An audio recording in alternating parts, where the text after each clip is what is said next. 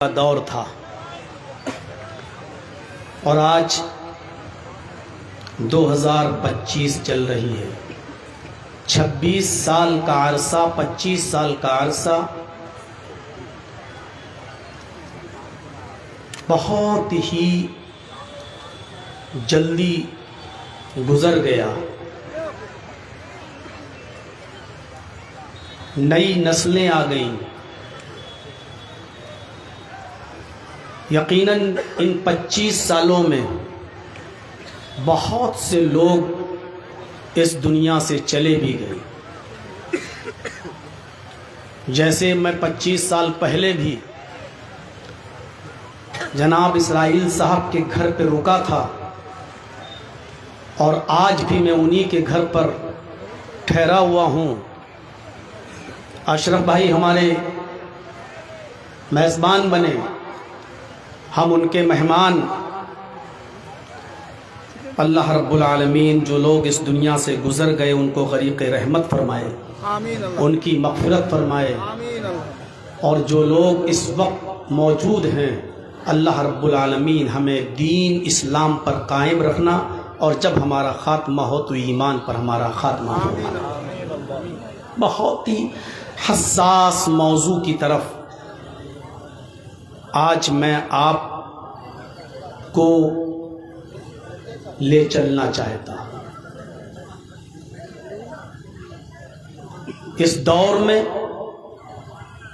اس زمانے میں ہمیں اس چیز کی ضرورت ہے۔ جو قرآن کی آیت میں نے آپ کے سامنے ابھی تلاوت کی ہے سورہ بقرہ کے دوسرے رکوع سے،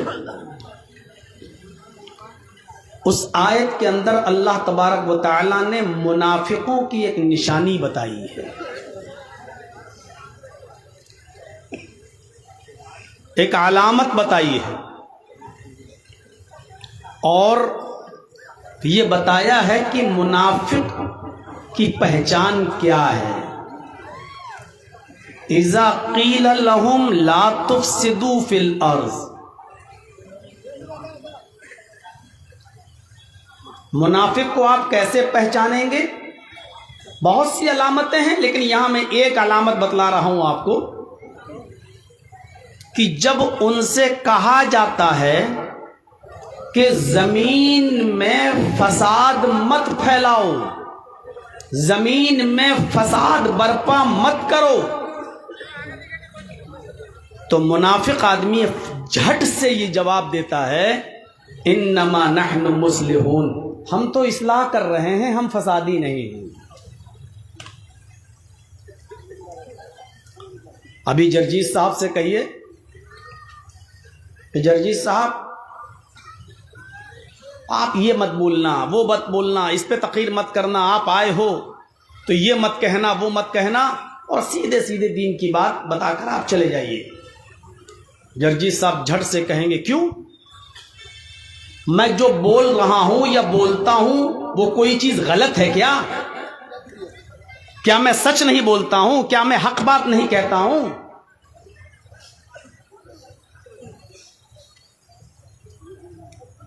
اب آپ ہماری غلطی بتائیے کہ میں نے کیا غلط کہا ہے، یا یہی بات کہی جا رہی ہے؟ حق بات بولنا غلط نہیں ہے، حق بات کو غیر موقع پر اور غیر محل پر بولنا یہ غلط بات ہے۔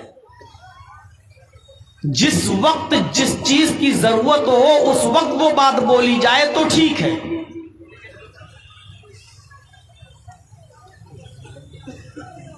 اس جلسے میں بول سکتا ہوں کہ 200 300 400 500 آدمیوں کی بارات غلط ہے، اسلام میں کوئی حکم موجود نہیں ہے، شرعاً ناجائز ہے۔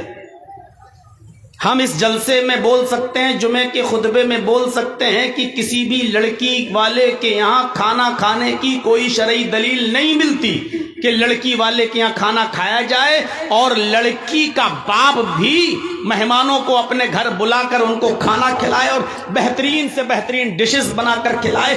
شریعت میں لڑکی والے کے لیے کھلانے کی کوئی ذمہ داری نہیں. ولیمہ ہے جو لڑکے کے اوپر اور لڑکے کے والوں پر فرض ضروری ہے کہ وہ کریں.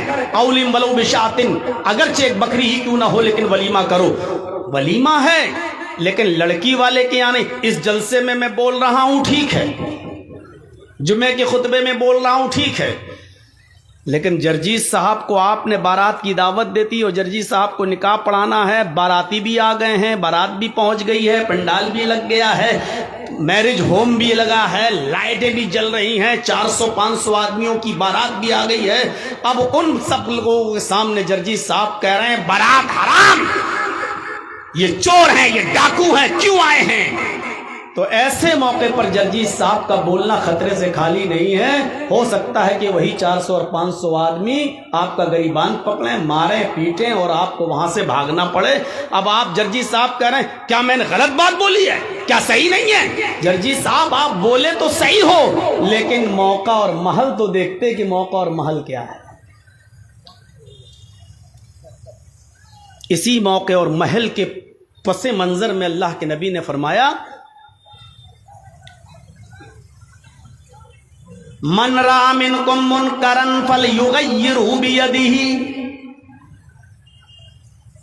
جب تم کسی برائی کو اپنی آنکھوں سے دیکھ لو تو کوشش کرو اس کو اپنے ہاتھ سے روکنے کی.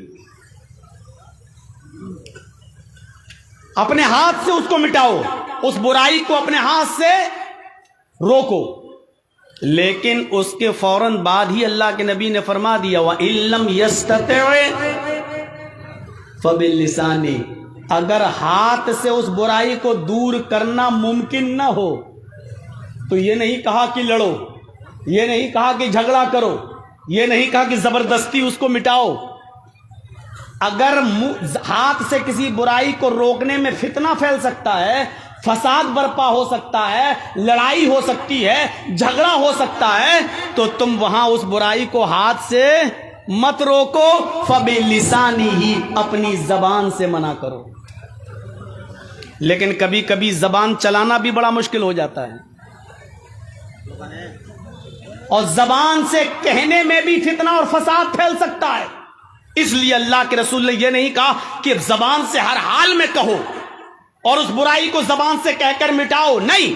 فَمَن لَّمْ يَسْتَطِعْ فَبِقَلْبِهِ، اگر زبان سے کوئی بات کہنے میں برائی کے مٹانے کے لیے اگر اس میں بھی جھگڑا ہو سکتا ہو، اس میں بھی فساد ہو سکتا ہو، اس میں بھی لفڑا ہو سکتا ہو، اس میں بھی خون خرابہ ہو سکتا ہو، تو تم زبان سے بھی ان کو منع مت کرو. فَبِقَلْبِهِ، تو دل سے برا جانو، لیکن فتنہ اور فساد نہ پھیلاؤ، یہ کہا ہے. اب آپ اندازہ لگا سکتے ہیں برائی کو اتنے زور و شور کے ساتھ مٹانے کا حکم دیا کہ ہاتھ سے روکو، لیکن اگر ہاتھ سے روکنے میں فتنہ اور فساد، خون خرابہ ہونے کا ڈر ہو تو ہاتھ سے مت روکو، زبان سے منع کرو. اور زبان سے منع کرنے میں بھی خون خرابہ پھیل سکتا ہو تو زبان سے بھی مت کہو، بلکہ دل سے برا جانو اور خود اس جگہ مت جاؤ، ہٹ جاؤ. ٹھیک ہے، اس کو میں برات منع کروں گا تو یہ ہمارے اوپر پل پڑیں گے، تو جرجیز صاحب آپ خود برات میں مت جائیے، دل سے برا جانیے، اپنے گھر بیٹھیے، چپ چاپ رہیے. یہ ذالک اضعف الایمان، یہ ایمان کا سب سے کمزور درجہ ہے. میری بات آپ سمجھ گئے ہوں گے کہ میرا اشارہ کس طرف ہے، میں کہنا کیا چاہ رہا ہوں. یہ منافقوں کا وصف ہے کہ جب ان سے کہا جاتا ہے کہ زمین میں فساد مت پھیلاؤ تو اکڑ کر کہتے ہیں میں تو حق بات کہہ رہا ہوں، میں تو اصلاح کر رہا ہوں، میں صحیح بات بول رہا ہوں. آپ کے صحیح بات کہنے کا انکار میں نہیں کر رہا ہوں، آپ صحیح بات غلط جگہ پر کہہ رہے ہیں اور غلط وقت پر کہہ رہے ہیں. اب رمضان کا مہینہ چل رہا ہو، آپ قربانی کے احکام بتائیں تو صحیح نہیں ہے. رمضان کے مہینے میں آپ خطبہ دیں کہ قربانی ایسے کرو، جانور کو ایسے لٹاؤ، اتنا دانت کا جانور ہونا چاہیے، اتنا اس کی عمر ہونی چاہیے، تو آپ کو لوگ بے وقوف کہیں گے، جبکہ آپ صحیح بات بول رہے ہیں، قرآن و حدیث بول رہے ہیں، لیکن اس وقت یہ موقع نہیں ہے۔ رمضان کے مہینے میں آپ کو رمضان کے مسائل بتانا پڑیں گے، عید الاضحیٰ کے مہینے میں آپ کو عید الاضحیٰ کے مسائل بتانا پڑیں گے، قربانی کے مسائل بتانا پڑیں گے۔ میرے بھائیوں، اسی طریقے سے حق بات کہنے کا اور صحیح بات کہنے کا ایک موقع ہوتا ہے، اس موقع پر آپ کہیے، اور ایک وقت ہوتا ہے، اس وقت پر وہ بات کہیے تو اچھی لگتی ہے۔ تو منافق وقت اور ٹائم نہیں دیکھتا ہے، کہتا ہے انما نحن مصلحون، ہم تو اصلاح کرنے والے ہیں، لیکن اللہ نے کیا کہا؟ الا، ہوشیار رہنا ایسے لوگوں سے، انہم هم المفسدون ولکن لا یشعرون، یہ اصلاح پھیلانے والے لوگ نہیں ہیں، اصلاح کرنے والے لوگ نہیں ہیں، یہ سماج کا بھلا چاہنے والے لوگ نہیں ہیں، یہی فسادی ہیں، یہی مفسد ہیں، وَلَٰكِن لَّا يَشْعُرُونَ، ان کو پتہ نہیں ہے، یہ جانتے نہیں ہیں، یہ سمجھ رہے ہیں کہ میں بہت اچھا کام کر رہا ہوں، یہ سمجھ رہے ہیں کہ میں بہت نیک کام کر رہا ہوں، حالانکہ نیک کام کرنے کا یہ وقت نہیں تھا۔ اب میں ایک دو مثالیں آپ کے سامنے رکھوں گا۔ 35 سال کی عمر تھی نبی اکرم صلی اللہ علیہ وسلم کی، یعنی 40 سال کے بعد آپ رسول بنے، ابھی نبی بھی نہیں بنے تھے، ابھی رسالت بھی نہیں ملی تھی، نبوت بھی نہیں ملی تھی، عمر کتنی تھی؟ 35 سال، اور مکہ میں تیز بارش ہو گئی، سیلاب آ گیا، اور خانہ کعبہ جس کا ہم اور آپ سب طواف کرتے ہیں، اس خانہ کعبہ میں شگاف پڑ گیا، وہ ڈہ گیا، وہ گر گیا۔ تو مکے کے لوگوں نے از سر نو دوبارہ خانہ کعبہ کو بنا کر تیار کیا۔ یہ سب کا عقیدہ تھا کہ اللہ کا گھر ہے، خانہ کعبہ کو بنا کر تیار کیا۔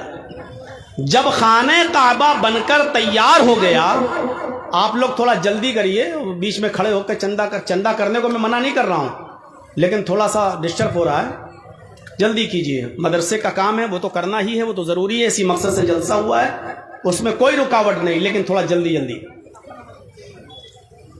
خانہ کعبہ جب بن کر تیار ہو گیا دوبارہ، تو جو حجر اسود تھا، حجر اسود جس کو ہم اور آپ جا کر چومتے ہیں، جو وہاں تک پہنچ جائے بوسہ لیتے ہیں،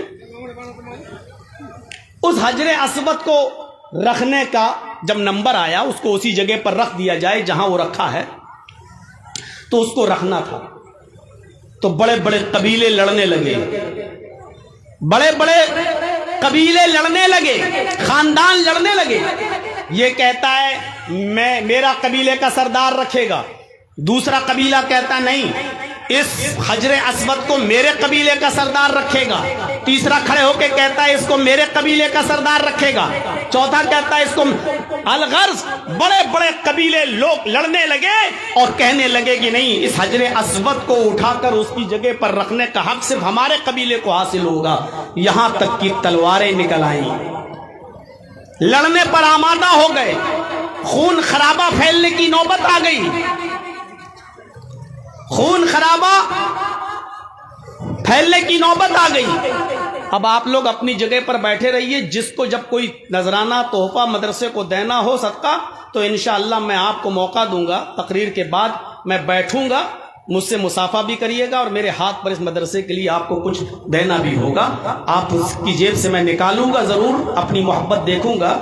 26 سال سے کرتے چلے آ رہے ہیں، اب تک بلا رہے ہیں، تو آج بھی دیکھتا ہوں کہ آپ کو کتنی محبت ہے ہم سے اور میری کتنی بات مانتے ہیں، لیکن بیچ میں اٹھ کر تھوڑا ڈسٹرب مت کیجیے۔ تو میرے بھائیوں سنیے، خون خرابے کی نوبت آ گئی، تلواریں نکل آئیں، فتنہ پھیل گیا۔ تو اس وقت ایک بزرگ آدمی کھڑا ہوا قوم کا اور کہنے لگا، لڑو نہیں، خون خرابہ اچھی بات نہیں ہے، ایک کام کرتے ہیں کہ آج سب لوگ اپنے گھر پہ جاؤ، حجر اسود کو یہیں رہنے دو، آج سب لوگ اپنے گھر پہ جاؤ، کل صبح سب سے پہلے خانہ کعبہ میں جو آ جائے گا سب سے پہلے خانہ کعبہ میں جو آ جائے گا اسی کو جج مان لیا جائے گا, اسی کو فیصل مان لیا جائے گا, اور وہ جو فیصلہ کرے گا اس کے فیصلے کو ہم اور آپ سب تسلیم کر لیں گے. وہی جج ہوگا, وہ جو فیصلہ کرے گا اس کا فیصلہ مانا جائے گا. سب لوگ اس بات پر متفق ہو گئے کہ ہاں چلیے کل سب سے پہلے جو خانہ کعبہ میں آئے گا وہ جج ہوگا, اور وہ جو فیصلہ کرے گا اس کا فیصلہ سب مان لیں گے. تو ہر آدمی کو یہ امید تھی کہ سب سے پہلے میں ہی آؤں گا, ہم سوئیں گے ہی نہیں آج رات میں, سب سے پہلے ہم ہی آئیں گے خانہ کعبہ میں.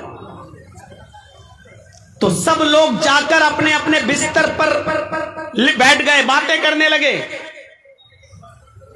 محمد الرسول اللہ جو ابھی تک محمد ابن عبداللہ ہیں وہ بھی آئے, اور آپ اپنے گھر میں آ کر لیٹ گئے, آرام کرنے لگے. جو جلدی سوتا ہے عموماً وہ جلدی اٹھ جاتا ہے, اور کبھی کبھی رات بھر جاگنے کے چکر میں آدمی کو بالکل جب رات کی جوانی ہوتی ہے تو آدمی کی آنکھ لگ جاتی ہے. اسٹیشن پر بیٹھے 12 بجے سے بیٹھے انتظار کر رہے ہیں, پتہ چلا گاڑی 2:30 بجے آئے گی, پھر وہ 3 بجے آئے گی, پھر 3:30, اچانک آنکھ لگ گئی, پتہ چلا گاڑی آئی اور چلی بھی گئی اور ہم بیٹھے رہ گئے. جو لوگ آئے وہ رات بھر جاگتے رہے, لیکن عین موقع پر جب صبح ہونے والی ہوئی تو ان کی آنکھ لگ گئی, اور محمد ابن عبداللہ آتے ہی سو گئے تھے, اس لیے صبح جلدی اٹھ گئے اور خانہ کعبہ میں سب سے پہلے پہنچ گئے. اب جب ان لوگوں کی آنکھ کھلی, یہ لوگ بھاگتے ہوئے جب پہنچے خانہ کعبہ تو کیا دیکھتے ہیں کہ خانہ کعبہ کا دروازہ کھلا ہوا ہے, اور جب یہ لوگ اندر پہنچتے ہیں کافرین مکہ تو کیا دیکھتے ہیں, محمد ابن عبداللہ پہلے سے موجود ہیں. تو جانتے ہو ان سب کی زبان سے کیا جملہ نکلا؟ جیسے ہی ان لوگوں نے محمد ابن عبداللہ کو دیکھا تو ان کی زبان سے جو جملہ نکلا وہ جملہ یہ تھا, قد جاءنا الامین قد جاءنا الصادق, ہمارے پاس امانت دار آ گیا, ہمارے پاس ایک سچا انسان آ گیا. مجھے تھوڑا ڈر لگ رہا ہے, یہ لائٹ آنکھ مار رہی ہے, ڈیزل کہیں ختم ہونے والا نہ ہو. تھوڑا پہلے سے بول کے رکھیے, نہیں تو پھر ایک دم اندھیرا ہو جائے گا, پھر لوگوں کو بیڑی اور سگریٹ پینے کا موقع مل جائے گا.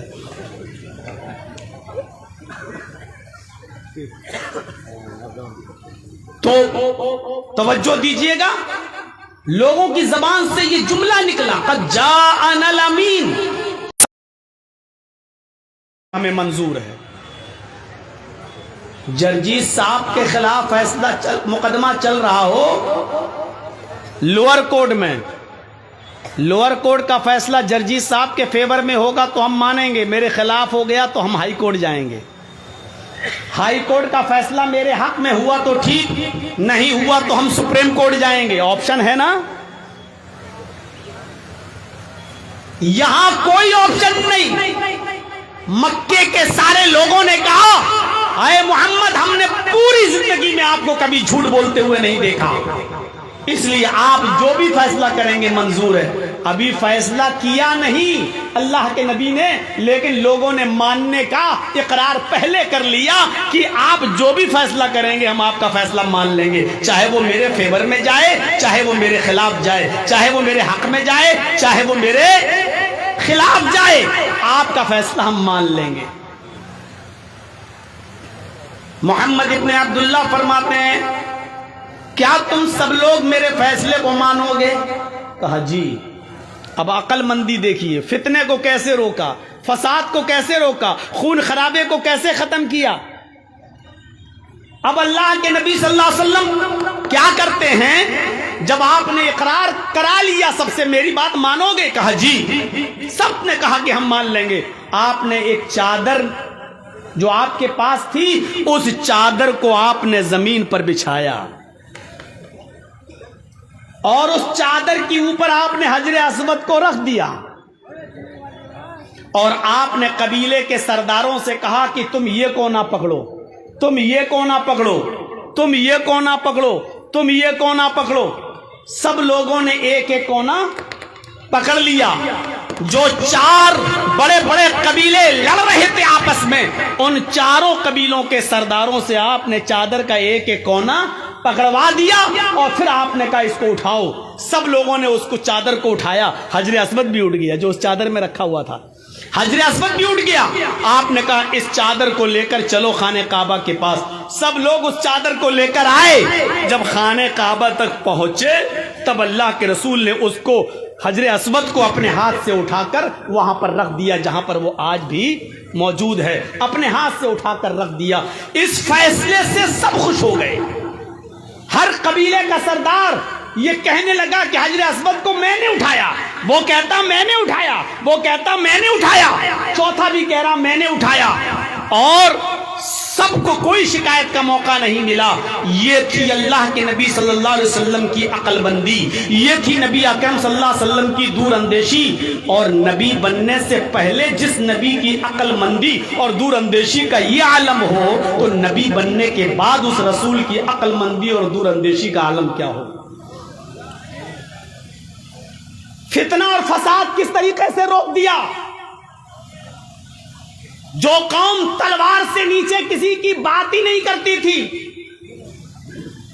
اتنی لڑاکا قوم، ایک قبیلے کی بکری دوسرے کے قبیلے کے کھیت میں چلی گئی.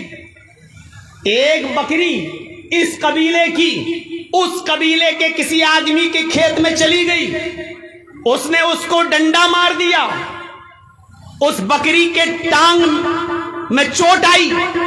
بکری لنگڑاتے ہوئے اپنے گھر آئی. اس قبیلے کے لوگ اس قبیلے کے لوگوں سے لڑنے لگے. تو نے میری بکری کو لاٹھی کیوں ماری؟ اس نے کہا تیری بکری میرے کھیت میں کیسے آئی؟ بکری تو بچ گئی لیکن دونوں قبیلے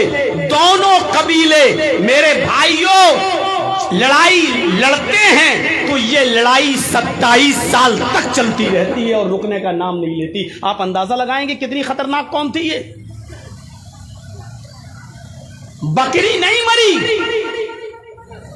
بکری کی صرف ٹانگ ٹوٹی، لیکن دونوں قبیلوں میں جب لڑائی ہوئی تو یہ لڑائی 27 سال تک چلتی رہی. اور 27 سال کے بعد جب آپس میں ملن ہوتا ہے، ملاقات ہوتی ہے، دونوں قبیلوں کو ملایا جاتا ہے، اس وقت دونوں قبیلوں کے افراد کے مرنے والوں کی تعداد گنی جاتی ہے تو پتہ چلتا ہے کہ دونوں قبیلوں کے تقریباً 40,000 افراد اب تک مر چکے ہیں.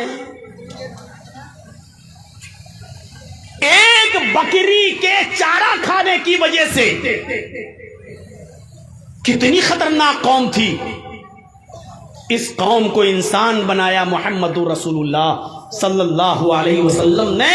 وَاذْكُرُوا نِعْمَةَ اللَّهِ عَلَيْكُمْ إِذْ كُنْتُمْ أَعْدَاءً فَأَلَّفَ بَيْنَ قُلُوبِكُمْ فَأَصْبَحْتُمْ بِنِعْمَتِهِ إِخْوَانًا. تم اللہ کی اس نعمت کو یاد کرو جو اس نے تمہاری اوپر برپا کی، جو اس نے تمہارے اوپر نافذ کی، جو اس نے تمہارے اوپر برسائی. إِذْ كُنْتُمْ أَعْدَاءً، آپس میں تم ایک دوسرے کے دشمن تھے، آپس میں تم ایک دوسرے کے حریف تھے، آپس میں تم ایک دوسرے کے دشمن تھے.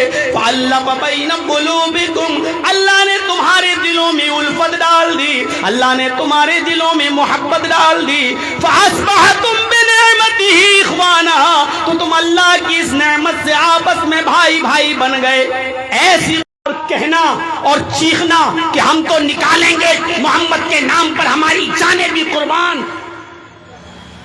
اور جب ڈنڈے برسے اور لاٹھیاں چلی تو چپل گن نہیں پا رہے تھے کہ کتنی چپلیں ہیں. کہاں چلی گئی تھی وہ محبت؟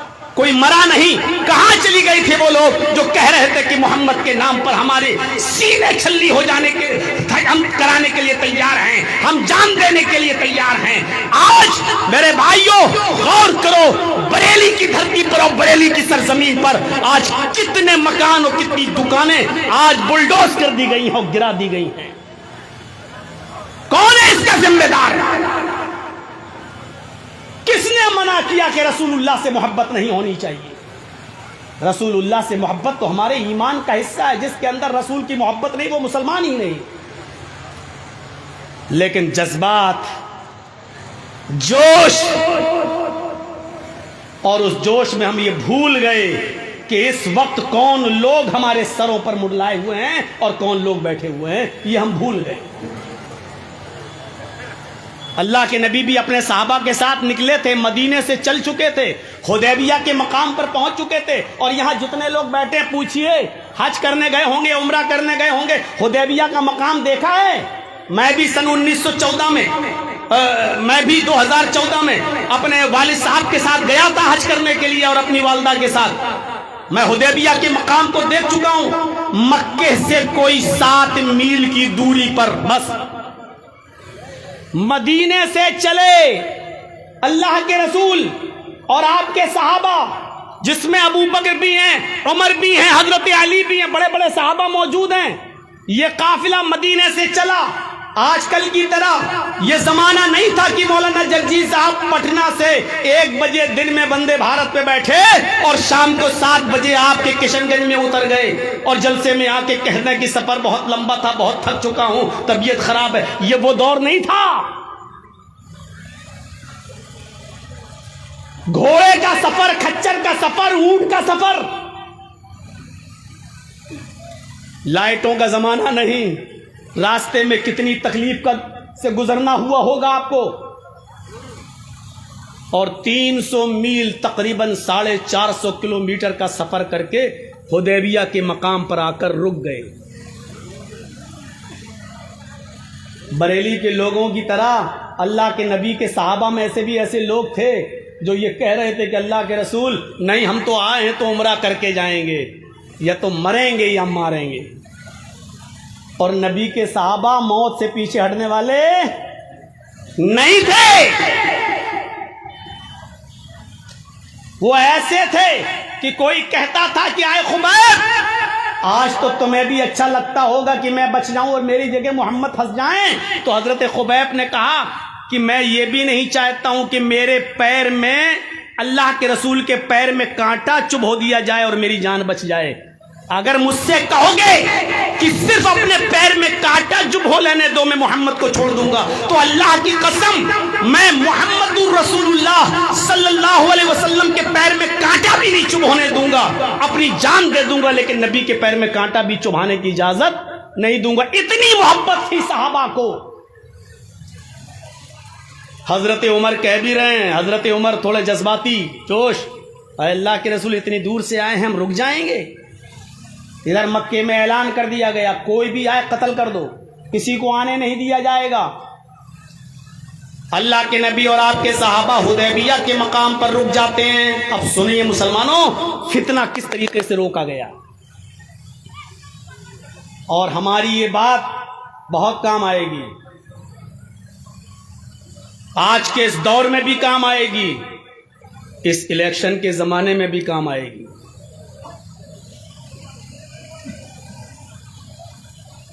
ہم کسی پارٹی کے ایجنٹ نہیں ہیں، نہ ہم کسی پارٹی کا پرچار کرنے آئے ہیں۔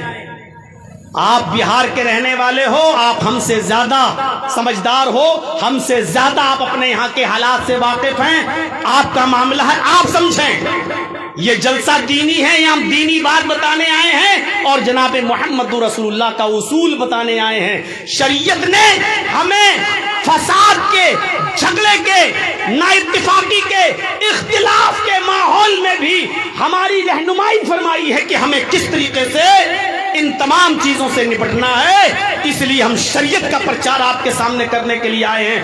اللہ کے نبی صلی اللہ علیہ وسلم حدیبیہ کے مقام پر رک جاتے ہیں اور ایک صحابی کو مکے بھیجتے ہیں، جاؤ حالات کا جائزہ لے کر آؤ، بات کر کے آؤ۔ تو مکے کے لوگوں نے کیا کہا، آپ آئے ہو بات کرنے، بات تو بیٹھ کر ہوگی اور مکے میں نہیں آنے دیا جائے گا، بات چیت کے ذریعے مسئلہ حل ہوگا۔ کہا گیا تو بتائیے بات چیت کیسے ہوگی؟ کہا جس جگہ پر محمد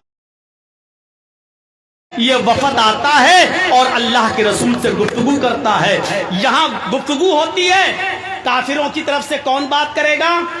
آواز آئی سہیل کا، اور کوئی نہیں بولے گا، ٹھیک، بات چیت تبھی اچھی ہوتی ہے جب تمہارے پاس کوئی ایک آدمی ہو اور ہمارا بھی ایک آدمی ہو. ہم لوگ سنیں گے لیکن بات تمہارا ایک آدمی ہمارا ایک آدمی. کافروں کی طرف سے کس کو تیار کیا گیا؟ سہیل. اور کہا کہ مسلمانوں تمہاری طرف سے کون بات کرے گا؟ لوگوں نے، صحابہ نے جواب دیا ہمارے نبی جناب محمد رسول اللہ صلی اللہ علیہ وسلم. کہا ٹھیک ہے، ان دونوں میں گفتگو ہوگی، تمہارے آدمی بھی سنیں گے ہمارے آدمی بھی سنیں گے. اب گفتگو شروع ہوتی ہے. سہیل نے کہا ٹھیک ہے، آپ لوگ مکے میں پیدا ہوئے، آپ کے آبا و اجداد مکے میں پیدا ہوئے، آپ کی زمینیں مکے میں موجود ہیں، آپ کے رشتہ دار مکے میں موجود ہیں، ہمیں کوئی اعتراض نہیں ہے، لیکن اس سال ہم آپ کو عمرہ نہیں کرنے دیں گے. اب شرط لگتی ہے. اب دیکھیے شرطیں سب ناجائز، ایک بھی شرط جائز نہیں، ساری شرطیں ناجائز. جس ناجائز شرط میں پہلی شرط کیا ہے؟ آپ مدینے سے یہاں تک آئے ہیں، اب یہاں سے واپس لوٹ کر مدینے چلے جاؤ. یہ نہیں کہا اب آ ہی گئے ہو تو عمرہ کر لو، یہ نہیں کہا. اس سال آپ کو واپس جانا ہوگا، آپ اور آپ کے سارے ساتھیوں کو واپس جانا ہوگا. ہم آپ کو اس سال عمرہ نہیں کرنے دیں گے، آئندہ سال آپ اور آپ کے صحابہ آ سکتے ہو. پہلی شرط یہ ہے کہ اس سال واپس جاؤ. منظور ہے تو لکھو. محمد رسول اللہ صلی اللہ علیہ وسلم نے ضد نہیں کی. آپ نے فرمایا سہیل مجھے تمہاری یہ شرط منظور ہے، چلو اس سال ہم واپس چلے جاتے ہیں، نہیں کریں گے عمرہ، لیکن اگلی سال تو آ سکتے ہیں، آئندہ سال نیکسٹ ایئر تو آ سکتے ہیں. سہیل نے کہا نیکسٹ ایئر، اگلی سال آپ کو آنے کی اجازت ہے، اس سال نہیں. پہلی شرط لکھ لی گئی، اس سال واپس جائیں گے، اس سال عمرہ نہیں کرنے دیا جائے گا. ٹھیک ہے، پہلی شرط طے ہو گئی. دوسری شرط کافروں نے لگائی. آئے محمد دوسری شرط یہ ہے کہ آئندہ سال آپ عمرہ کرنے کے لیے آئیں گے اور آپ کے صحابہ عمرہ کرنے کے لیے آئیں گے تو مکے میں 3 دن سے زیادہ رہنے کی اجازت نہیں دی جائے گی. بالکل وہی معاملہ. اس ملک کو آزاد ہم نے کرایا، سب سے زیادہ خون مسلمانوں نے بہایا. آج بھی انڈیا گیٹ پہ چلے جائیے، 95,000 لوگوں میں 65,000 صرف مسلمانوں کے نام آپ کو ملیں گے سوتنترتا سینانی میں، اس جنگ کی آزادی میں، آزاد کرانے میں اس بھارت کو. لیکن ہم ہی سے کہا جا رہا ہے کہ تم ہی کو کاغذ دکھانا ہوگا، تم اس دیش کے باشندے ہو یا نہیں، تم اس ملک کے اندر رہنے والے ہو یا نہیں. بالکل وہی षڑینتر، وہی کیفیت.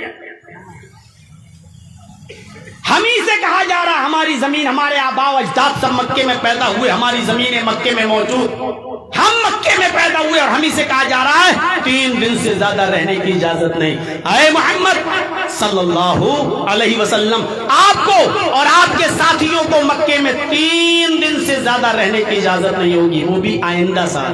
اس سال تو بالکل نہیں، آئندہ سال آ سکتے ہو، لیکن 3 دن سے زیادہ مکے میں رہنے کی اجازت نہیں ہوگی. آپ نے کہا اے علی لکھ دو، مجھے سہیل کی ان کافروں کی طرف سے یہ شرط بھی منظور ہے، ہم آئیں گے اور عمرہ کر کے سیدھے واپس چلے جائیں گے مدینے، ہم مکے میں 3 دن سے زیادہ نہیں رکیں گے، مجھے تمہاری یہ شرط بھی منظور ہے. اگر اللہ کے رسول یہ کہتے کیوں نہیں رکھا جائے گا، کیا میری زمین نہیں ہے مکے میں، کیا ہمارے رشتہ دار نہیں ہیں مکے میں، تو کیا غلط بات تھی؟ صحیح بات تھی. لیکن کبھی کبھی صحیح بات سے بھی سمجھوتا کرنا پڑ رہا ہے. آپ نے فرمایا ٹھیک ہے، مجھے تمہاری یہ دوسری شرط بھی منظور ہے. اب اس نے ایک اور کھیل بگاڑنا چاہا. وہ یہ چاہ رہے تھے کسی طریقے سے یہ معاملہ، یہ سمجھوتا بگڑ جائے. تیسری شرط کافروں نے یہ لگا دی، اے محمد آپ اور آپ کے صحابہ مکے میں جب آئندہ سال داخل ہوں گے تو تلوار لے کر آ سکتے ہیں، لیکن آپ اور آپ کے ساتھیوں کی تلوار میان کے اندر رہے گی، اور میرے آدمی مکے میں کھلی ہوئی تلواریں لے کر گھومیں گے. کتنی ناجائز شرط، کتنی ناجائز شرط. میرے آدمی مکے میں کھلی ہوئی ننگی تلواریں لے کر گھومیں گے، لیکن آپ اور آپ کے صحابہ تلوار تو لا سکتے ہو لیکن تلوار میان کے اندر رہے گی۔ اللہ کے نبی نے اس سمجھوتے پر بھی سائن کیے، تسلیم کرتے ہوئے فرمایا اے سہیل ہم لڑنے کے ارادے سے آئیں گے ہی نہیں، اس لیے ہمیں تمہاری یہ شرط بھی منظور ہے، ہم اپنی تلواریں میان میں رکھیں گے، تم اپنی تلواریں کھلی ہوئی لے کر گھومنا، ہمیں کوئی مطلب نہیں ہے، ہمارا ارادہ لڑنے کا ہوگا ہی نہیں، ہم تو عمرہ کرنے آئیں گے اور چلے جائیں گے۔ تیسری شرط بھی مان لی۔ آج ایک معمولی آدمی نہیں مان سکتا، پنچایت بیٹھ بھی جائے تب بھی کہتے پنچوں کا فیصلہ سر آنکھوں پر، لیکن پرنالہ میرا یہیں بہے گا، ہم بڑے باپ کے بیٹے ہیں۔ میرے بھائیوں تیسری شرط وہ بھی مان لی۔ حضرت عمر ایسے دیکھ بھی رہے ہیں یہ کیا کر رہے ہیں اللہ کے رسول، وہ حضرت عمر جن کی تلوار جلدی جلدی میان سے نکلتی تھی، جن کی عدالت میں قتل سے نیچے کوئی سزا تھی نہیں، لیکن اللہ کے رسول جب شرطیں مان رہے ہیں تو عمر فاروق کیسے بول رہے؟ ٹھیک ہے منظور ہے، سمجھوتا ہو گیا، اب چوتھی شرط ایک اور لگا دی۔ تھوڑا سا پنکھا ادھر بھی کر دیجئے بھائی، تھوڑا سا، پتہ نہیں اکتوبر کا لاسٹ ہے پھر بھی اب تو سردی تھوڑی پڑنا چاہیے، لیکن آج بہت گرمی لگ رہی ہے۔ تو میرے بھائیوں سنیے گا، بہت دلچسپ بات، چوتھی ایک اور شرط لگا دی، کسی طریقے سے تو معاملہ بگڑے، اور اللہ کے رسول بگڑنے نہیں دے رہے ہیں۔ انہوں نے چوتھی شرط لگائی، اے محمد ہاں ایک شرط اور ہے۔ آپ نے کہا اب کیا ہے؟ کہا ایک شرط اور ہے۔ کہا کیا؟ کہ اگر میرا کوئی کافر آدمی، میرا کوئی مکے سے آدمی اگر بھاگ کر مدینے جائے گا اور آپ لوگ اگر اس کو پکڑ لیتے ہیں تو میرا آدمی آپ کو واپس کرنا ہوگا، میرا آدمی آپ کو لوٹانا پڑے گا۔ اگر کوئی آدمی مکے سے بھاگ کر مدینہ جاتا ہے اور آپ گرفتار کر لیتے ہیں تو میں جب چاہوں اپنا آدمی لے سکتا ہوں، میرا آدمی آپ کو واپس کرنا ہوگا،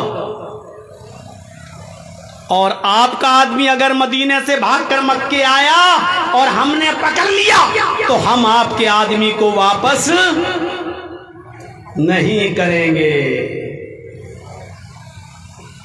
آج کے اس دور میں یہ سمجھوتا کوئی کر سکتا ہے؟ کوئی تحریک، کوئی تنظیم، کوئی گروہ،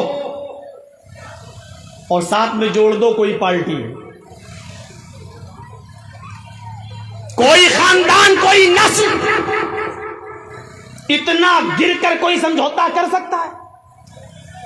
میرا آدمی اگر بھاگ کر مکے سے مدینہ آئے گا تو آپ کو واپس کرنا ہوگا، لیکن آپ کا آدمی اگر بھاگ کر مکے سے مدینے سے مکہ آئے گا تو ہم واپس نہیں کریں گے۔ اللہ کے نبی جناب محمد رسول اللہ صلی اللہ علیہ وسلم فرماتے ہیں اے سہیل مجھے تیری یہ شرط بھی منظور ہے۔ حضرت عمر نے کہا اللہ کے نبی یہ شرط، میرا آدمی یہ واپس نہیں کریں گے اور ان کا آدمی میں واپس کروں؟ اللہ کے نبی نے فرمایا اے عمر تم نہیں جانتے ہو، جو میرا ہو جاتا ہے وہ جانے کا نام ہی نہیں لیتا، میرا تو کوئی آدمی جائے گا ہی نہیں، اور ان کا اگر کوئی آ بھی جائے گا تو میرے پاس چند دن رہ کر ایسا با اخلاق و کردار دیکھ کر ایسا ہو جائے گا کہ جانے کے بعد بھی وہ میرا ہی رہے گا۔ مجھے اے سہیل تیری یہ شرط بھی منظور ہے، یہ بھی منظور کر لیا اور لکھ دیا گیا محمد الرسول اللہ کو یہ سمجھوتا منظور ہے۔ سہیل سے کہا کہ تم بھی دستخط کر دو۔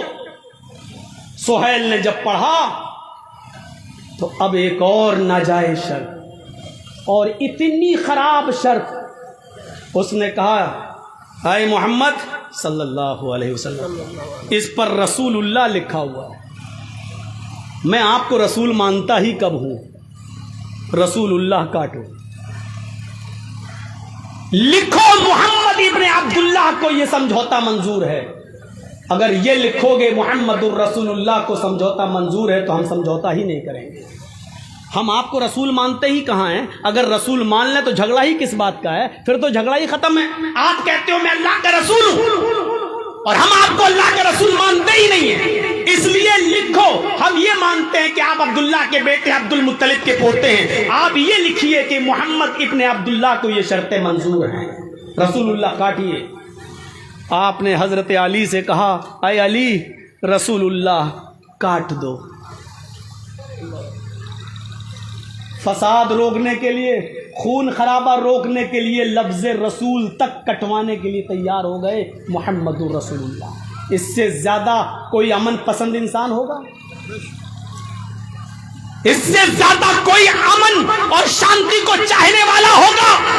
کاش یہ گودی میڈیا محمد رسول اللہ صلی اللہ علیہ وسلم کے اس امن والے سمجھوتے کو پڑھتی، غور کرتی اور دیکھتی اور چھاپتی اور بتاتی کہ محمد رسول اللہ نے امن قائم کرنے کے لیے اور شانتی کو بحال کرنے کے لیے لفظ رسول اللہ تک کٹوانے کے لیے تیار ہو. حضرت علی نے کہا اے اللہ کے نبی کیا آپ رسول نہیں ہیں؟ کہا جی میں تو رسول ہوں. اللہ نے آپ کو جب حق کے ساتھ رسول بنا کر بھیجا ہے تو میرے ہاتھ اس لفظ رسول کو کیسے کاٹ سکتے ہیں؟ میرے ہاتھوں میں اتنی طاقت نہیں ہے کہ میں لفظ رسول اللہ کاٹ دوں. اے اللہ کی نبی یہ کام میں نہیں کر سکتا، مجھ سے مت کروائیے. جب آپ رسول اللہ ہیں تو میں رسول اللہ کیسے کاٹ دوں؟ محبت دیکھیے. کوئی ضروری نہیں کہ جھنڈا لے کر نکلا جائے تبھی محبت ہے، دل کا فوٹو بنایا جائے تبھی محبت ہے. اے اللہ کے رسول میں لفظ رسول اللہ نہیں کاٹ سکتا اپنے ہاتھ سے. اللہ کے نبی نے فرمایا لاؤ قلم مجھے دو. حضرت علی نے قلم دے دیا. بخاری کی حدیث، بخاری کی روایت. اللہ کے نبی نے کہا علی مجھے بتاؤ کہ کہاں لکھا ہے رسول اللہ، مجھے بتاؤ رسول اللہ کہاں لکھا ہے. حضرت علی نے بتایا یہ لکھا ہے، یہاں سے یہاں تک یہ رسول اللہ لکھا ہوا ہے. آپ نے خود اس کو اپنے ہاتھ سے کاٹ دیا. لیجیے اور لکھوا دیا ابن عبداللہ. محمد رسول اللہ کٹوا کر ابن عبداللہ کو یہ سمجھوتا منظور ہے. اب حضرت عمر اٹھ گئے. اور سنو ہمارے اور آپ کی طرح جذباتی لوگ نبی کے ساتھ بھی تھے. حضرت عمر اٹھ گئے اور کہنے لگے اے اللہ کے رسول السنا علی الحق، کیا ہم حق پر نہیں ہیں؟ جیسے ہم کہتے ہیں کیا ہم صحیح نہیں بول رہے ہیں، کیا ہم غلط بول رہے ہیں، کیا ہم فساد پھیلا رہے ہیں؟ حضرت عمر نے بھی کیا کہا السنا علی الحق، کیا ہم حق پر نہیں ہیں؟ اللہ کے نبی نے کہا اے عمر اس رب کی قسم جس کے قبضے میں میری جان ہے ہم حق پر ہیں. اے اللہ کے نبی ہم حق پر ہیں. قتلاہم فی النار. تو آپ ہمیں جہاد کا حکم کیوں نہیں دیتے؟ آپ ہمیں لڑنے کا حکم کیوں نہیں دیتے؟ جب ہم حق پر ہیں تو لڑنے کے لیے کیوں نہیں کہتے؟ اے اللہ کے رسول اگر ہم ان سے لڑنے لگیں اور ان کافروں کو ماریں قتلاہم فی النار، تو کیا یہ کافر جن کو ہم قتل کر دیں کیا یہ جہنم میں نہیں جائیں گے؟ آپ نے فرمایا ہاں اگر لڑتے لڑتے تم نے ان کو مار دیا تو یہ جہنم میں جائیں گے. قتلانا فی الجنہ. اے اللہ کے نبی ہم تعداد میں کم ہیں، لڑتے لڑتے اگر انہوں نے ہمیں مار دیا، ہمیں قتل کر دیا تو کیا ہم جنت میں نہیں جائیں گے؟ سوال کیسے کر رہے ہیں حضرت عمر؟ اے اللہ کے نبی اگر ہم نے ان کو قتل کر دیا تو کیا یہ جہنم میں نہیں جائیں گے؟ ہاں یہ جہنم میں جائیں گے. اگر یہ ہمیں مار دے تو کیا ہم مرنے کے بعد جنت میں نہیں جائیں گے؟ آپ کی آنکھوں میں آنسو آ گئے. فرمایا ہاں اگر یہ تمہیں قتل کر دے تو تم جنت میں جاؤ گے. فرمایا جب دونوں حالت میں ہماری جیت ہے، ہم ان کو مارے تو یہ جہنمی، یہ ہمیں مارے تو ہم جنتی، پھر آپ ہمیں لڑنے سے کیوں روک رہے ہیں؟ ہم آئے ہیں تو عمرہ کر کے جائیں گے. اللہ کے نبی فرماتے عمر میں نے سمجھو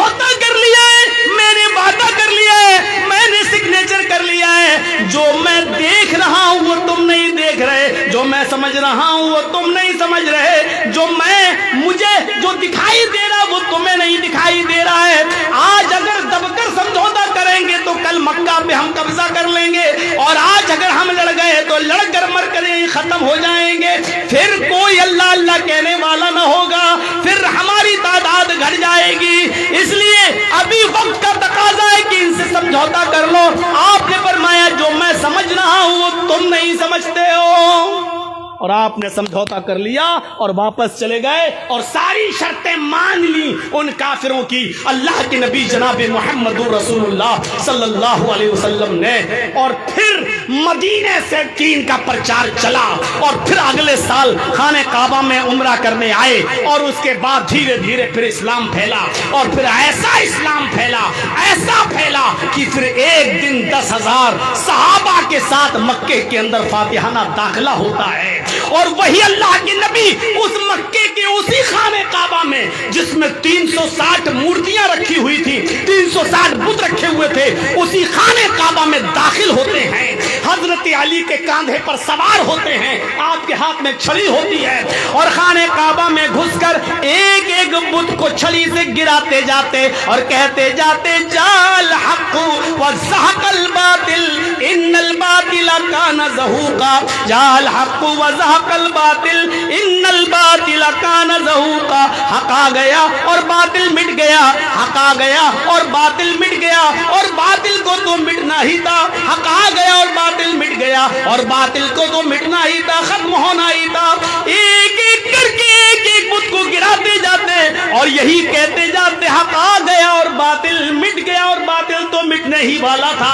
یہ کہتے گئے اور مکے کو 360 بتوں سے پاک و صاف کرایا، اور مکے کے اندر فاتحانہ داخلہ ہوا۔ اگر اللہ کے رسول اس وقت سمجھوتا نہ کرتے تو کیا مکے میں شاندار فاتحانہ داخلہ ہوتا؟ یہ جیت کی نشانی تھی اس وقت سمجھوتا کرنا۔ کافروں کو لگ رہا تھا کہ ہم جیت گئے، لیکن حقیقت یہ تھی کہ یہ تھوڑی دیر کے لیے سمجھوتا کر لینا اور مان لینا اس بات کی دلیل تھی کہ آگے کا مستقبل بہت اچھا ہے، فیوچر بہت اچھا ہے۔ اس سمجھوتے کی روشنی میں ہم حالات کا جائزہ لیں۔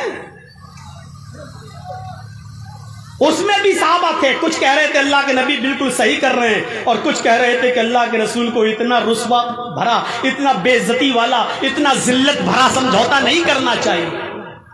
آج بھی اگر چند لوگوں کی بات ہوگی تو چند لوگ کہیں گے ہمیں بھی اتنا ذلیل نہیں ہونا چاہیے۔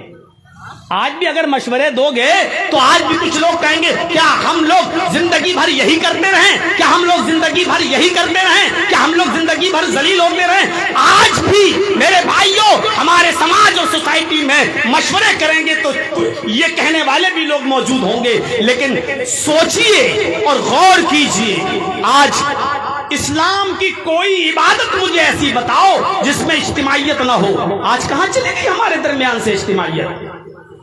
نماز تو آدمی گھر میں بھی پڑھ سکتا ہے، لیکن کیوں کہا کہ نماز مسجد میں اور جماعت کے ساتھ پڑھیے؟ کیوں؟ اس لیے کہ اسلام اجتماعیت چاہتا ہے۔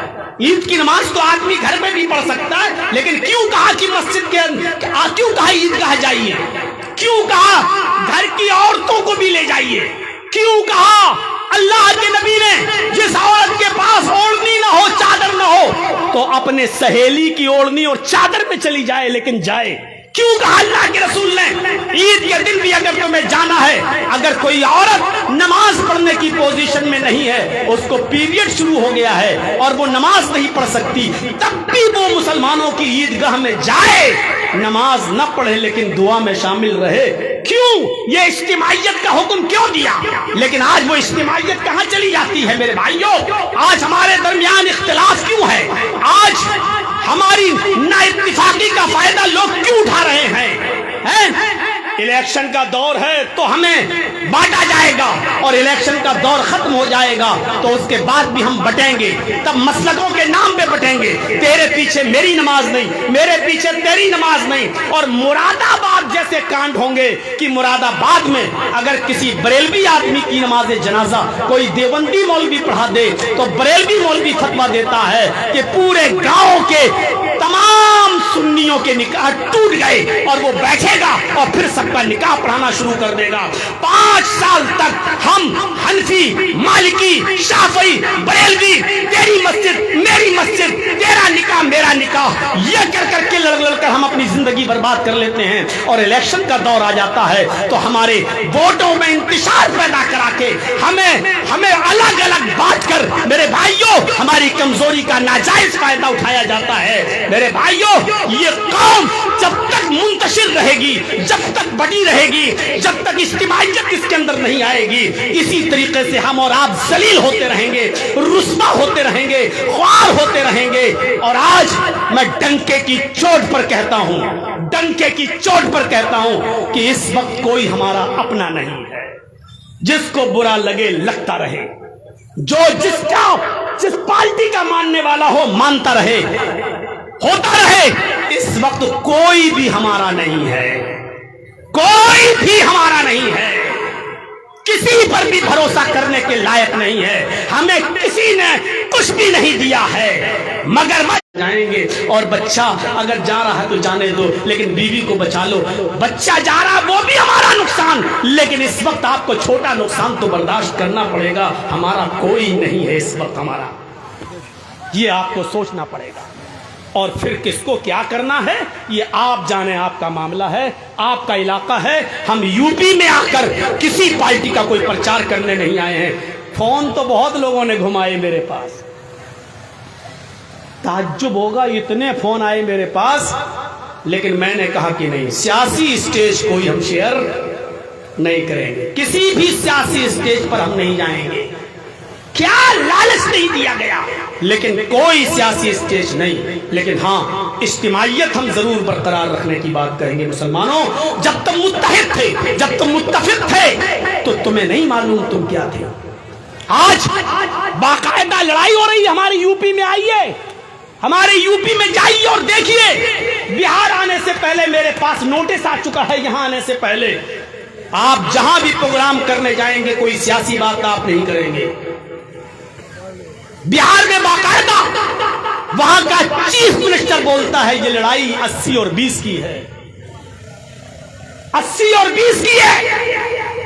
बाकायदा एक ऐसा बयान देता है जो संविधान के खिलाफ है, जिस पर इलेक्शन कमीशन को एक्शन लेना चाहिए।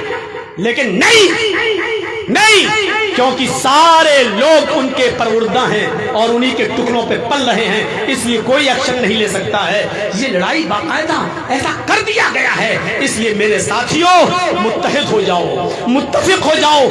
तुम्हारे इलाके का इलेक्शन डिपेंड करेगा हिंदुस्तान के इलेक्शन।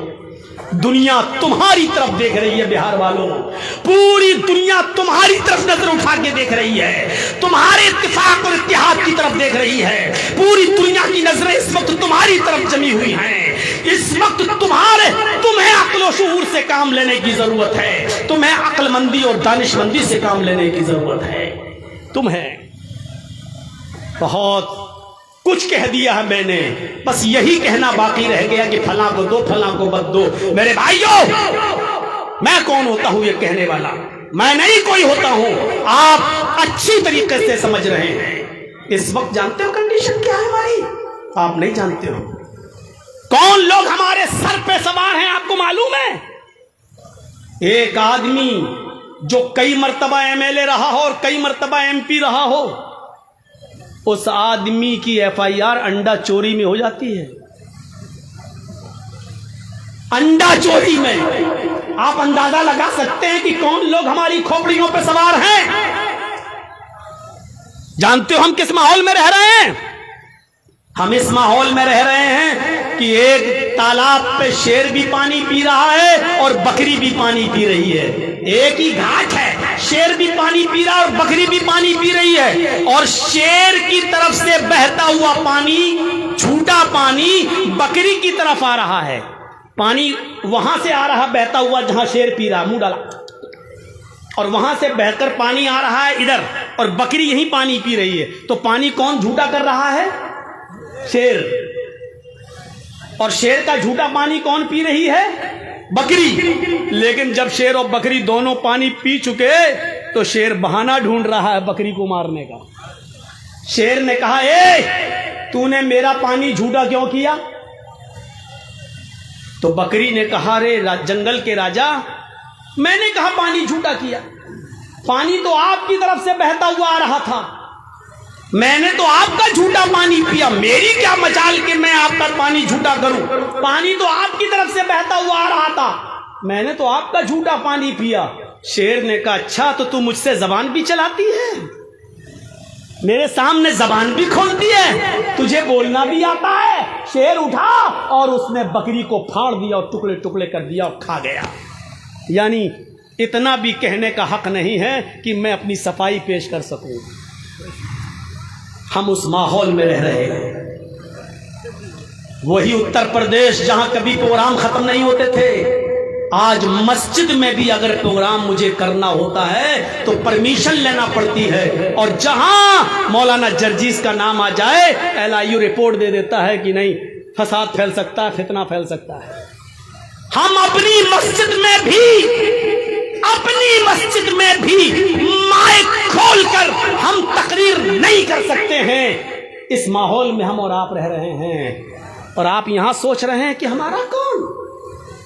اس موقع پر میرے بھائیوں ہم تو پہلے ہی کہتے ہیں, اور ہم ہر جلسے میں نے یہ بات کہی ہے کہ ہمارا کوئی رہبر نہیں, کوئی رہنما نہیں, سب اپنا اپنا الو سیدھا کر رہے ہیں, سب مسلمانوں کا ووٹ لینا چاہتے ہیں اور مسلمانوں کو دینا کوئی کچھ نہیں چاہتا ہے. یہ الگ بات ہے کہ کوئی کم نقصان دہ ہے, کوئی زیادہ نقصان دہ ہے. اس لیے میرے پیارے بھائیوں ہمیں اور آپ کو بڑی دور اندیشی سے, حکمت سے اور بڑی ہوشیاری سے کام کرنے کی ضرورت ہے. میں جانتا ہوں ہو سکتا ہے کہ اس تقریر کے بعد بھی میں گھر پہنچوں اور گھر پہنچنے سے پہلے کوئی نوٹس میرے گھر آ جائے. ہو سکتا ہے کہ اتفاق اور اتحاد کی بات کر کے آیا. آج لوگوں کو یہ برا لگ رہا ہے کہ جرجیز صاحب اتفاق کی بات کریں, جرجیز صاحب اتحاد کی بات کریں, جرجیز صاحب ملانے کی بات کریں. برا, یہ بھی برا لگ رہا ہے لوگوں کو. میرے بھائیوں ہم اس وقت اس کنڈی میں اتنی مصلحت سے کام لینے کی ضرورت ہے جیسے لومڑی نے مصلحت سے کام لیا تھا. یاد ہے ایک جنگل کے اندر شیر نے بھی شکار کیا اور بھیڑیے نے بھی شکار کیا اور لومڑی نے بھی شکار کیا. شیر نے گدھا مار لیا اور بھیڑیے نے بکری ماری اور لومڑی نے خرگوش مار دیا. اب شیر نے پوچھا کہ میں نے گدھا مارا, بھیڑیے نے بکری ماری, لومڑی نے خرگوش مارا, تینوں جانور مرے پڑے ہیں. اب شیر نے بھیڑیے سے کہا کہ بھیڑیا سمجھتے ہیں نا, شیر نے بھیڑیے سے کہا بھیڑیے فیصلہ کرو کہ کون سا جانور کون کھائے گا. سب نے محنت کی ہے, فیصلہ کرو کون سا جانور کون کھائے گا.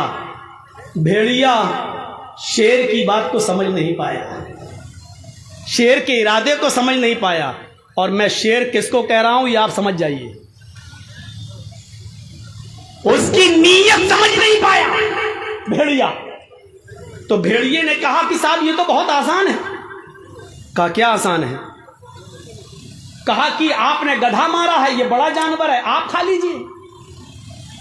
بھیڑیے نے کہا فیصلہ کیا, اور میں نے بکری ماری ہے تو میں بکری کھا لیتا ہوں, اور لومڑی نے خرگوش مارا ہے, لومڑی خرگوش کھا لیتی ہے. شیر نے کہا ادھر ان کو لایا, پکڑا اور گردن دبائی اور پھاڑ دیا. کمینہ یہ فیصلہ کرتا ہے, یہ فیصلہ ہے تیرا, یہ کون سا فیصلہ ہے؟ تم گدھا کھا لو میں بکری کھا لوں گا, لومڑی نے خرگوش مارا, لومڑی خرگوش کھا لے گی. جبکہ فیصلہ بالکل صحیح تھا, فیصلہ غلط نہیں تھا, صحیح تھا, لیکن اس کی نیت نہیں سمجھ پایا بھیڑیا. شیر نے اس کو پھاڑ دیا, کھا دیا. اب لومڑی سے کہا کمینہ فیصلہ کرنا نہیں آتا ہے, بھیڑیا ہی رہے گا, تم بتاؤ. اب لومڑی سے کہا کہ تم بتاؤ کون سا جانور کون کھائے گا, تم اچھی طریقے سے فیصلہ کر لو گی, بتاؤ. لومڑی موقع کی نزاکت کو سمجھ گئی. لومڑی نے کہا بالکل بے وقوف تھا, پاگل تھا, کمینے کو فیصلہ ہی کرنے نہیں آیا. ارے جنگل کے راجا یہ 4 جانور جو مرے پڑے ہیں چاروں آپ کے ہیں. صبح اٹھیے گدھا کھا لیجئے, دوپہر میں آپ بکری کھا لیجئے,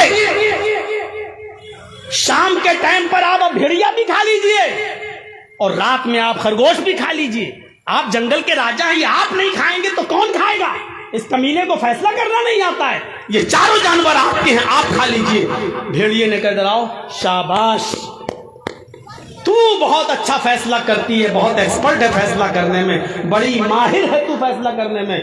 اب شیر نے لومڑی سے پوچھا, اتنا اچھا فیصلہ کرنا تو نے کہاں سے سیکھا؟ لومڑی نے کہا اسی بھیڑیے سے سیکھا. لومڑی نے بہت اچھا جواب دیا. لومڑی نے کہا اسی بھیڑیے سے سیکھا ہے. جبکہ لومڑی کا فیصلہ غلط تھا, لیکن مصلحت کا تقاضا یہ تھا, اپنے آپ کو بچانا تھا, اس لیے اس نے کیا فیصلہ کیا؟ صبح گدھا کھا لو, دوپہر میں بکری کھا لو, عصر کے ٹائم پہ, شام کے ٹائم پہ بھیڑیا کھا لو, اور شام کو جب سونے چلو تو خرگوش بھی کھا لو, چاروں جانور آپ. شیر نے کہا واہ کیا بہترین فیصلہ کیا ہے, واقعی تو بہت اچھا فیصلہ کرنا جانتی ہے, یہ کہاں سے سیکھا؟ کہنے لگی آپ بھیڑیے سے سیکھا ہے, بھیڑیے سے. کمینہ سچی بات نہ کہتا تو آج یہ حال نہ ہوتا, مر گیا.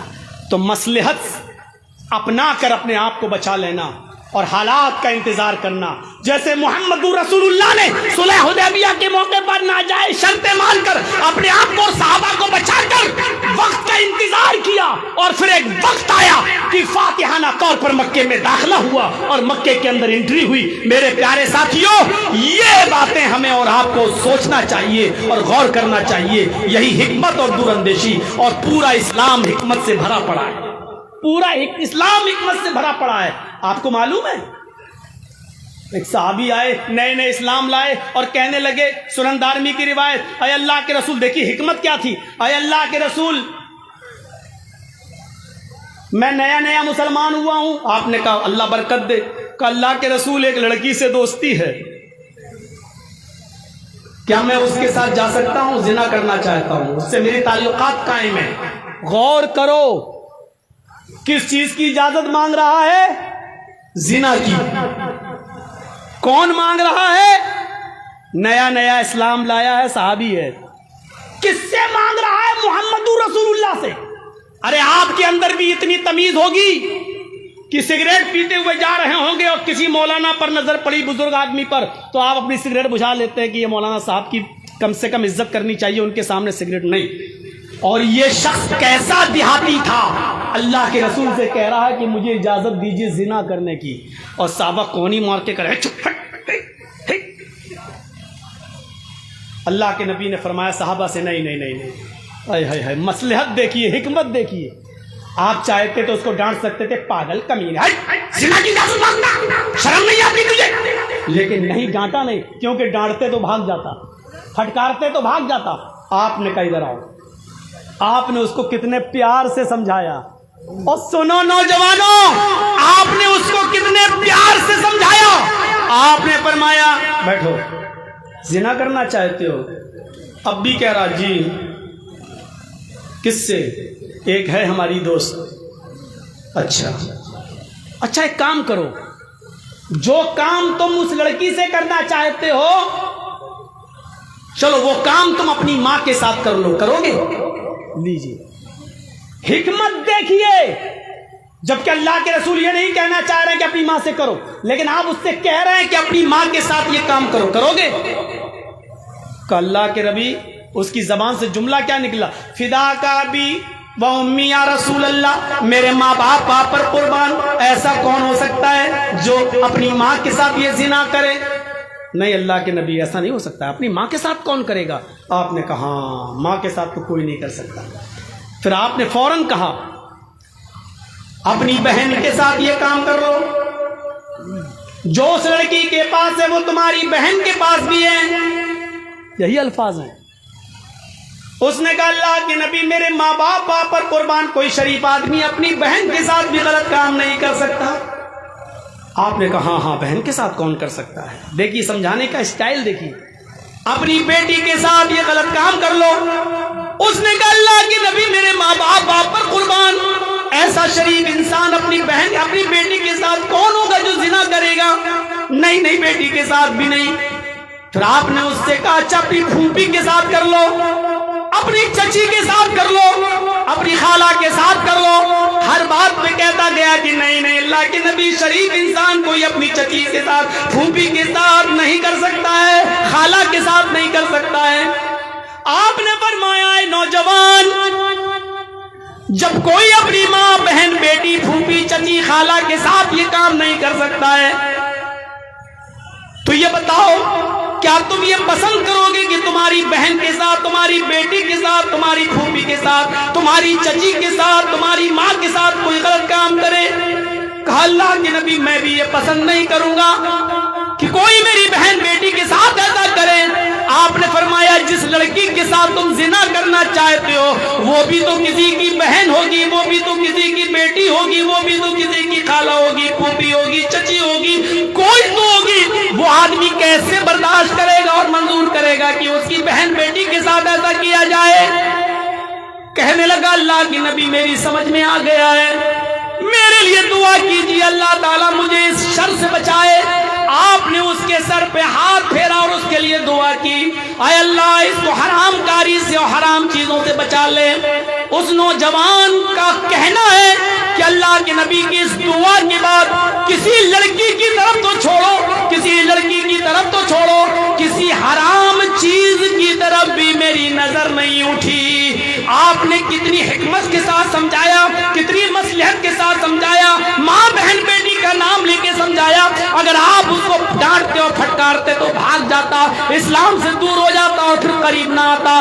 آپ نے اس کو بڑے پیار سے سمجھایا، حکمت سے سمجھایا، اور پیار سے سمجھانے کا نتیجہ یہ نکلا کہ وہ تمام حرام کاموں سے توبہ کر لیتا ہے اور پھر کسی حرام چیز کی طرف نظر بھی نہیں ڈالتا۔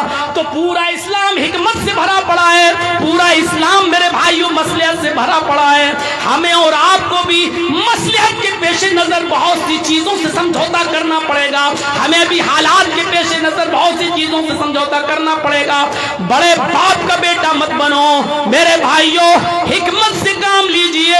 اور بہار کے اس وقت کے ہونے والے چناؤ کو جس پر پوری دنیا کی نظر ہے، ہندوستان کی نہیں پوری دنیا کی نظر ہے، اس چناؤ کو میرے بھائیوں ایک مثالی چناؤ بناؤ، الیکشن بناؤ۔ ویسے ہی آپ کو معلوم نہیں کہ آپ کو بدیشی کہا جا رہا ہے، آپ کو روہنگیا کہا جا رہا ہے، آپ کو بنگلہ دیشی کہا جا رہا ہے، آپ کے اوپر کیا کیا الزامات لگائے جا رہے ہیں، اور آپ یہ جانتے ہیں کہ کون آپ کے پیچھے پڑا ہوا ہے، اور اس وقت کے چناؤ کو کیا کیا بنانے کی کوشش کی جا رہی ہے۔ اس لیے مسلمانوں میری آپ سے اپیل ہے ڈالنا کس کو دینا یہ آپ کی مرضی ہے، لیکن انتشار نہ ہو، افتراق نہ ہو، بٹوارا نہ ہو۔ اگر آپ کا بٹوارا ہو گیا تو سمجھ لو کہ پھر سے دیش کے دشمنوں کے ہاتھوں میں اس کی باغ ڈور جا رہی ہے، پھر آپ پچھتائیں گے، پھر آپ خون کے آنسو روئیں گے۔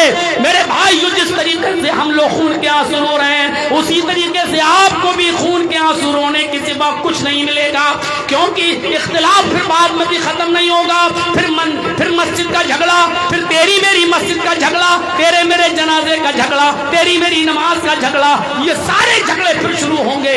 اللہ سے دعا کرو میرے بھائیوں کہ اللہ ہم تمام مسلمانوں کو اتفاق اور اتحاد کے ایک پلیٹ فارم پہ قائم فرما دے، ہم سب کو ملا دے، ہم سب کو آپسی اختلافات